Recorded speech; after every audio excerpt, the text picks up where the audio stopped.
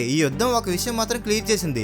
చిన్నప్పటి నుంచి మనం చదివింది ఏంటంటే అమెరికా చాలా పవర్ఫుల్ దేశం అని. కానీ ఇప్పుడు గ్రౌండ్ రియాలిటీ కొంచెం వేరుగా ఉందని అనిపిస్తుంది. మిలిటరీ పవర్ గురించి మాట్లాడితే నెంబర్ 1 లో అమెరికా, నెంబర్ 2 లో రష్యా, నెంబర్ 3 లో చైనా ఉంటాయి. ఇరాన్ మాత్రం చాలా వెనక ర్యాంక్ లో ఉంటుంది. అంటే సూటిగా చెప్పాలంటే ఇరాన్ అమెరికాతో పోల్స్తే బలహీనంగానే కనిపిస్తుంది. అమెరికా దగ్గర F-35 లాంటి అడ్వాన్స్ ఫైటర్ జెట్స్, భారీ బాంబర్లు ఉన్నాయి. ఇవి ఏ దేశాన్ని అయినా సరే నాశనం చేయగలవు. అయితే ప్రశ్న ఏంటంటే ఇంత శక్తి ఉన్నా కూడా అమెరికా ఎందుకు ఇరాన్ పై పూర్తి ఆధిపత్యం చూపడం లేదు? అసలు విషయం ఏంటంటే ఇరాన్ దగ్గర సుమారు 27 మిసైల్ టన్నెల్ సిటీస్ ఉన్నాయి. ఇవి నేల కింద నిర్మించబడ్డాయి. అమెరికా, ఇజ్రాయెల్ ఈ ప్రాంతాలపై బాంబులు వేస్తున్నా ఇవి ఈజీగా నాశనం కావడం లేదు. ఇరాన్ ఏం చేస్తుందంటే మిసైల్ లాంచ్ చేసి మళ్ళీ అండర్ గ్రౌండ్ లోకి వెళ్ళిపోతుంది. అంటే అమెరికా డైరెక్ట్ గా ఆర్మీని ఇరాన్ గడ్డ మీదకు పంపకుండా ఈ మిసైల్ సిస్టమ్ ను పూర్తిగా నియంత్రించడం చాలా కష్టం. అలాగే ఇరాన్ దీనికోసం ముందుగానే సిద్ధంగా ఉంది. అదేంటంటే కువైట్ సైడ్ నుంచి దాడి రావచ్చని భావించి ఆ దిశలో కూడా చర్యలు తీసుకుంటుంది. ఇటీవల ఇరాన్ తమ అండర్ గ్రౌండ్ మిసైల్ సిటీస్ వీడియోని రిలీజ్ చేసింది. అందులో పొడవైన టన్నెల్స్ లో వరుసగా మిసైల్స్ కనిపిస్తున్నాయి. ఇది కేవలం ఒక వీడియో కాదు, ఒక మెసేజ్.